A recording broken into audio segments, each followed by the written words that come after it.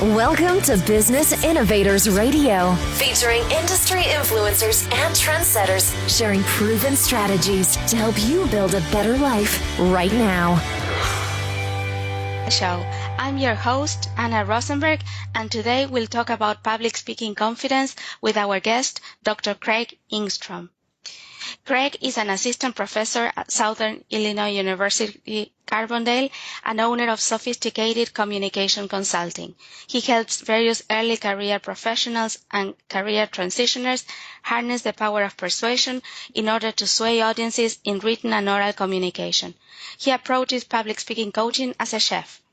He gives clients the basic ingredients and steps needed to dish out savory products and show them how to pepper their presentations with a little style. Let's welcome the chef himself to the show. Welcome, Craig. Thanks for having me on, Anna. Great to be here. Let's start with the kind of people and the kind of clients you help. Sure. So I assist primarily early career professionals and what I call career transitioners in both writing and producing their public speeches, preparing for interviews, preparing for job talks, and those kind of things. I also help a few clients at the upper levels, sort of vice presidents or executive level of companies. That goes beyond confidence, so I won't speak too much on that today, but I would say those are the two primary clients that I've been helping with, and I've enjoyed it greatly. So as you said, one of the big topics of our conversation today is confidence.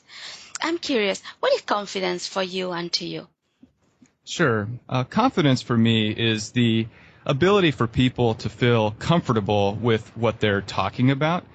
They might not necessarily always talk well. For example, they might have, a voice that is cracking or nerves or whatever. But at the end of the day, what really matters is whether or not you believe in what you say and you say it well when you actually say it. And when I say well, I'm talking about that you have prepared the content, that you feel great about what you're saying, and you're willing to engage with the audience in a way that makes you more of a human. That's a beautiful definition because it doesn't imply perfection. Exactly. What do you see as the biggest misconceptions about building public speaking confidence? Sure. So some of the biggest misconceptions, of public speaking confidence is that that people are either born with confidence or not. And really, with all things, I think, in life, but particularly public speaking, you get better the more you do it.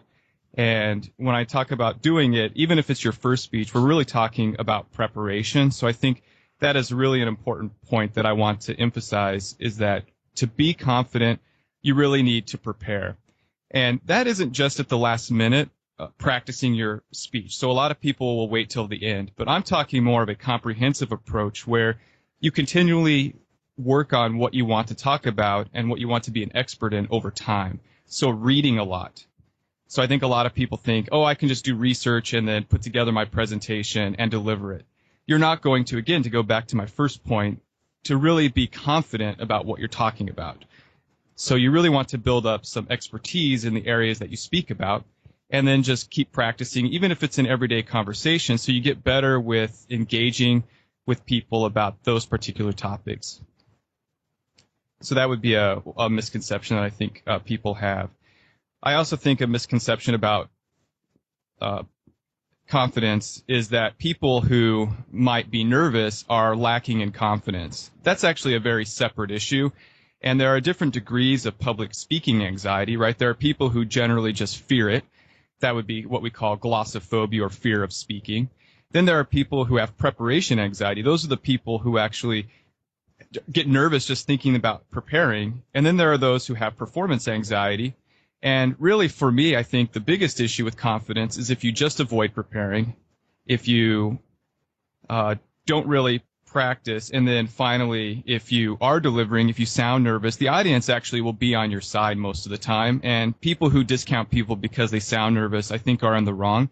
So we need to overcome that idea that people who are nervous are lacking in confidence. That's just not true.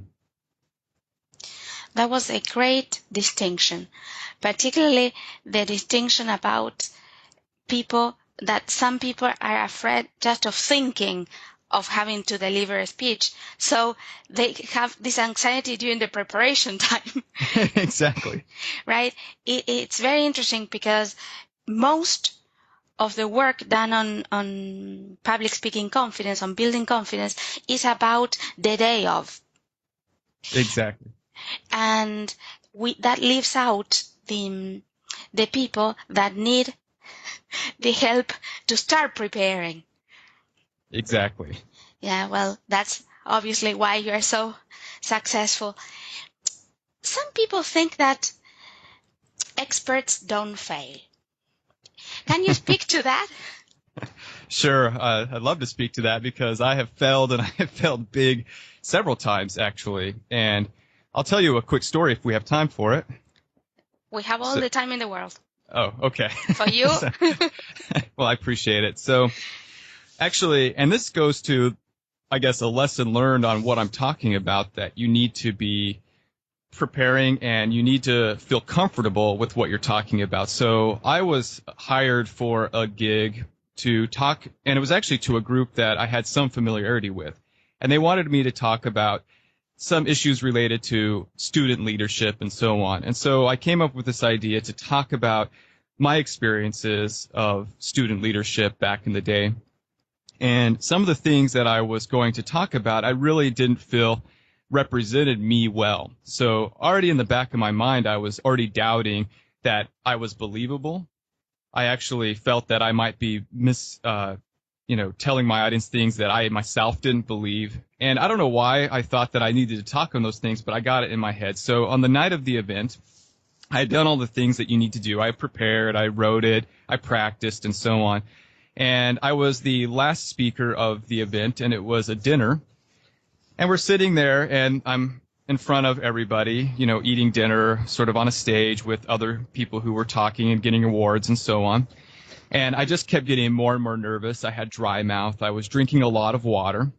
And finally, I got called up. I get to the podium, and I'm talking. And, of course, they introduced me as someone who teaches in the area of public speaking, as a public speaking coach, a person who has performed a lot of public speeches. And I get up there, and I'm just, like, fidgeting.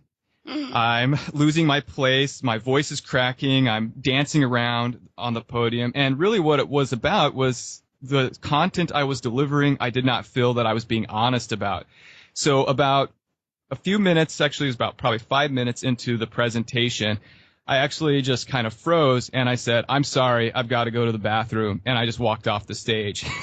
What I was doing was playing on the fact that I actually, I did have to go because I'd been drinking all of this water, but that was the first thing that popped in my head just to exit the stage.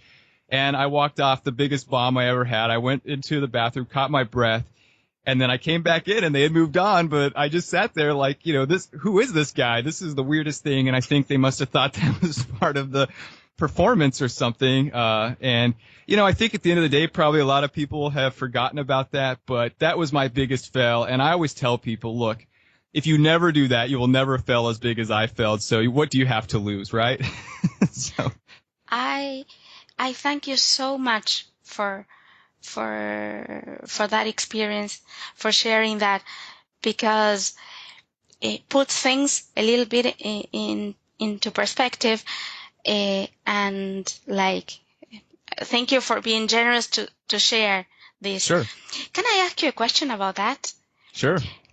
How did you recover the day after? Day after? Right? To do your next speech, to teach your next class, to like. Right. Gotcha. Well, one, I exercised, because I believe that one thing you can do is to sort of live a healthy life. That's part of building up confidence, I think, to be comfortable and feeling good about yourself in general.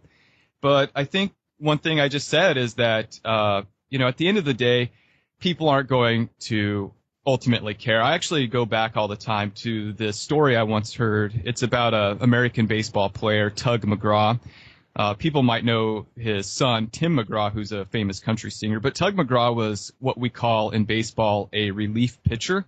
That's the person who comes out at the end of the game, and usually if it's a very close game, because they're rested, can pitch out the rest of the game and hopefully win it for their team. Well, of course, that's a lot of pressure. So he says that he would often stand on the mound, close his eyes, and think of what he called the floating ice ball theory, which is and I don't mean to depress people, but he would think in about 1 million years or so, the sun will burn out, the earth will turn into a big ice ball, and nobody's going to care that whether or not at the bottom of the 9th inning, Tug McGraw threw a pitch that lost the game. And so I think for me, that's a story that I also hone in on, that one speech is not my entire story. I've delivered awesome speeches. I've delivered mediocre speeches, and I've delivered really great speeches and really terrible on both ends of those. And people at the end of the day, I think, are very forgiving. They'll say, at least that wasn't me up there. And maybe I lost some clients. People say, I don't think I'll ever hire this dude to help me out. But for others, if they get a chance to see me again, I know they might change their mind. So, I think recovery after it is just you have to move on.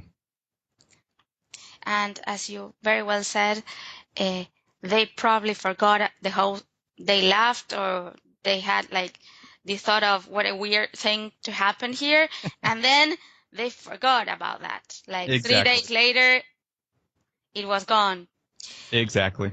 It's in our head that is still there, right? Exactly.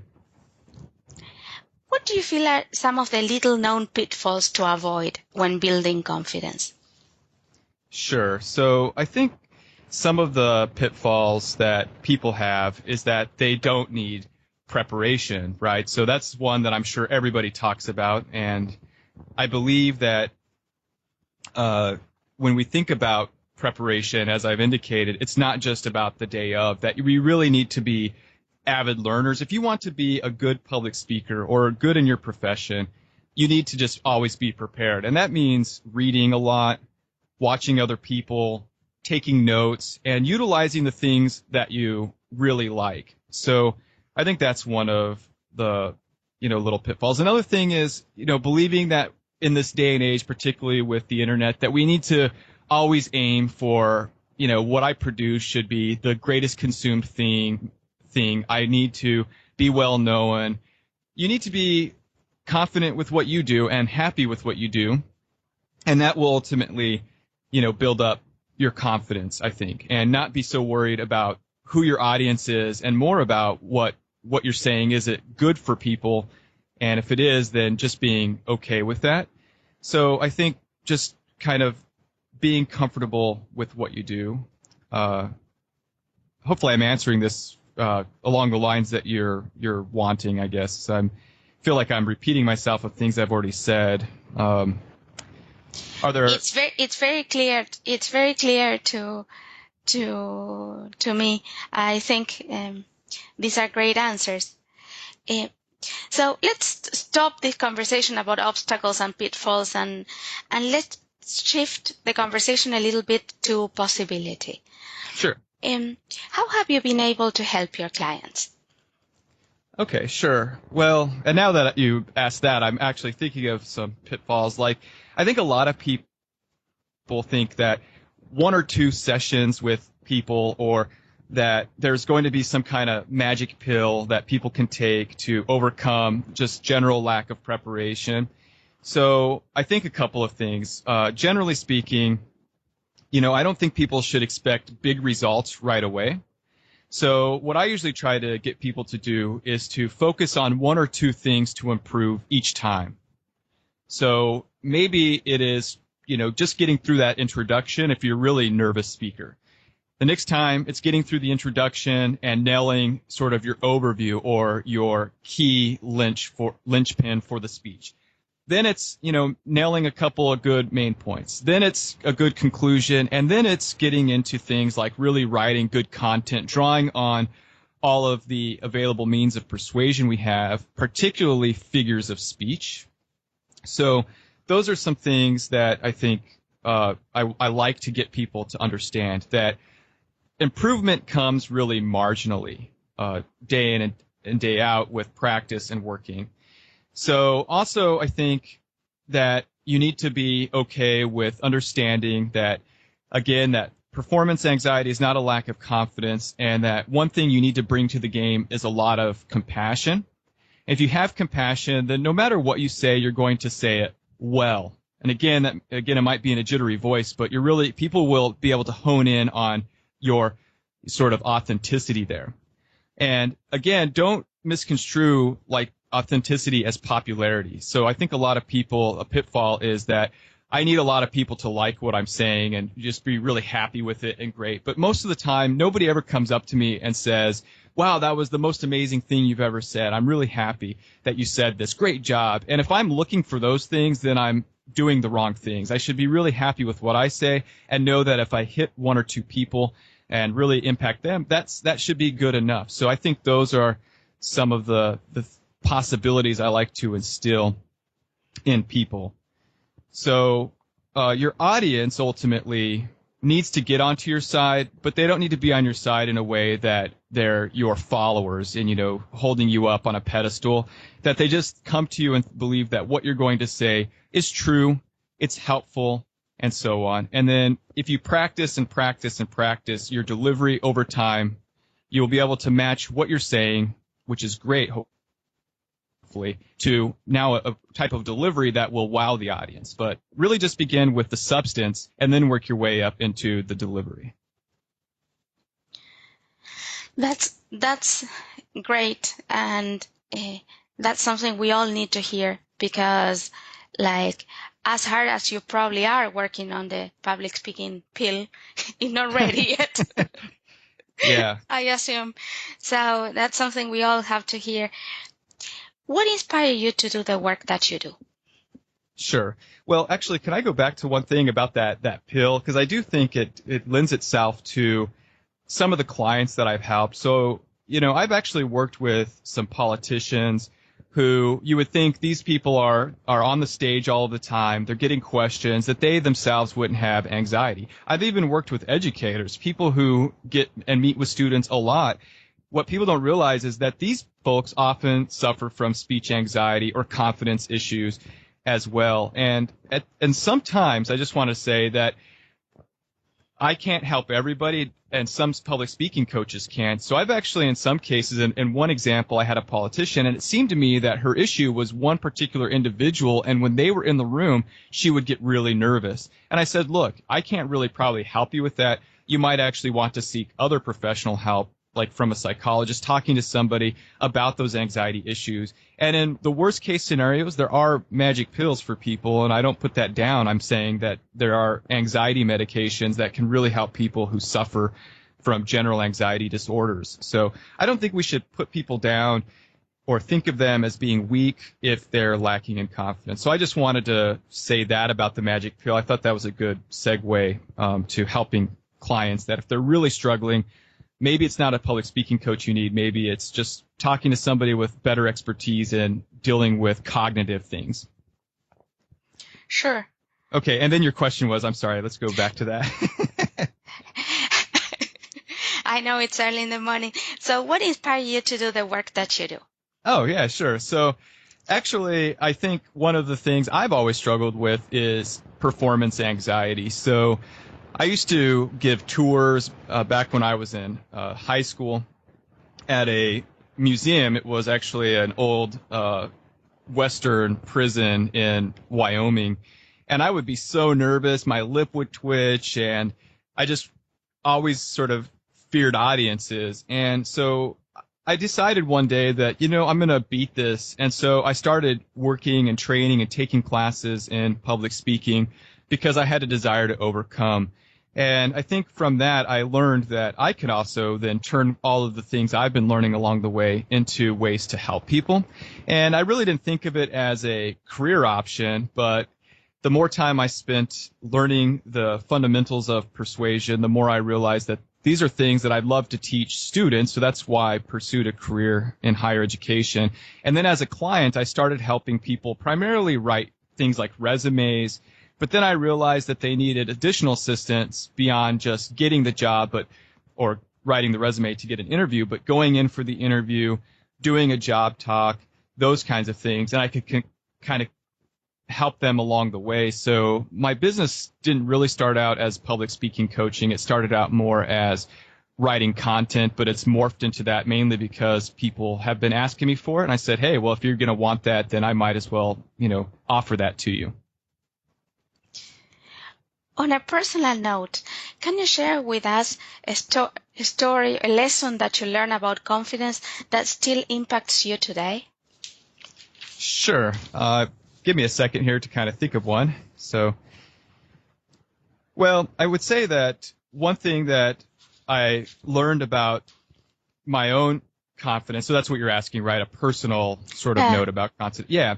So beyond the issues that I've already mentioned, like preparation and so on, I find that one thing that really makes me feel confident is knowing a few places in the speech where I am going to use something that is really a formula, and those are, I've mentioned them a few times, figures of speech. So, I'm going to use alliteration.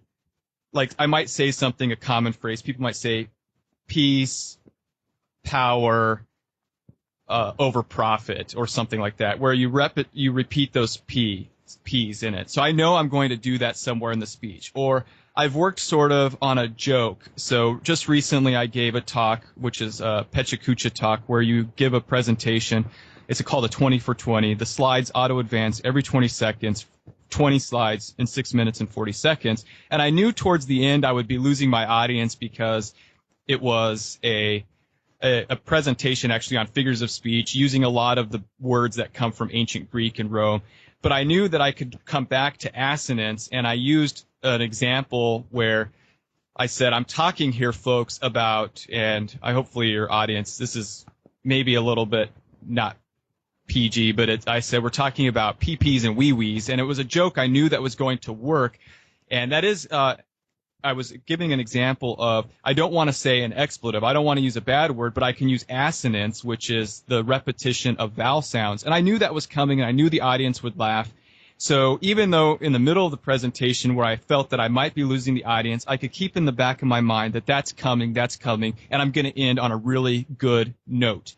And so, by the way, I can share the link to that talk I'll send it to you if you want to share it with your listeners so that they can actually see the presentation. But I knew it was going to work. They laughed, and it really, I just felt that I could go through the entire presentation and at that ending point feel great about it. So I would recommend those things. Like just build into your presentation a few moments where you know that you're really going to do something that's unique for the audience, and they'll say, that was great. And they'll probably remember that and forget about all the other junk and boring and things that you're worried about anyway. That's a great technique. This like expectation, looking forward to certain points. That's a great technique. I think so. It's great. I think it works for me, and I know that they're going to be wowed by this. So that's one thing they'll remember, and I can always look forward to that in my presentation, even if I see in the faces of the audience they're bored, for example. Now comes the hard question. This is really difficult. What is your number one presenting, quote unquote, secret to build confidence? My number one secret to building confidence. Well, I've said it several times, and it really is about just having a passion for what you're talking about. If you have passion, then anything that you do in terms of the beginning of the process, writing, practicing, and delivering, it's just going to be better. So go back to that story where I bombed big time, I failed. It was because I didn't have passion about the content and the substance I was saying. So find your sweet spot, find the thing that you want to talk about, and try to get that into every little talk that you do in any way that you can. And I think that you will have the motivation to do a better job in general, and that will lead to greater confidence. Confidence is like the first step. What comes after that? Sure. Well, I would say that once you start feeling great about what you're saying or feel more comfortable in front of audiences, wherever your issue of confidence might be, I would say the next step is to elevate the writing and harness the power of persuasion. Notice my alliteration there where I'm using the P's in repetition. So I would say that's the next step for people. What makes great public speakers, the ones that we remember, the ones that we draw to, even great theater, right? Everybody talks about Shakespeare being so great and so on. And it's because they use literary devices. And this is not magic, it's formula. So just learning to use things like a phrase that it's called polyptatin. That's a very strange word, but it really just means that you use the same word in different ways. So I might say something like, presenting is a present. That repetition, so I'm using presenting and present, those are two different words, and that's actually a formula. The Greeks, the Romans, they were talking about these things long ago. It's been used in theater over time, and it's used by people, even great public speakers, like in the United States. I think one of the best stylists right now is President Barack Obama, right? And the reason he's a good stylist is if you look at his speeches, is using these formulas over and over. So I would say really start diving into persuasive aspects, reading about how to use persuasion well, good writing techniques, how can I organize my content differently? For example, we have a presidential candidate right now. People probably heard of him, Donald Trump. And in his speeches at the National Convention, he actually used what is called a comparative advantage speech. While people might not agree with what he said, I actually saw that as the outline. I say that's a really good outline. So it's not magic, it's formula. So that's what I would say to people. Reach out to folks who can help you. Take some speech classes, take some persuasion classes, read books on persuasion, and I guarantee you, and by the way, read books, read literary books, read Shakespeare, read any kind of authors that you like, Harry Potter, anything, and you'll start to read not just what they say, but how they say it, and then deploy that in your writing, and you're going to be recognized as a great public speaker. That's a great next step and something that we can all do. Exactly. How can people find out more about your work? Sure. Well, I have a variety of websites, but I would just send them to my consulting website, which is www.sophisticated.me. And that's a perfect note to complete our interview today. Till next time, remember that your awesomeness is portable. You can take it with you anywhere. Great. Thanks for having me, Anna. Thanks for listening to Business Innovators Radio. To hear all episodes featuring leading industry influencers and trendsetters, visit us online at businessinnovatorsradio.com today.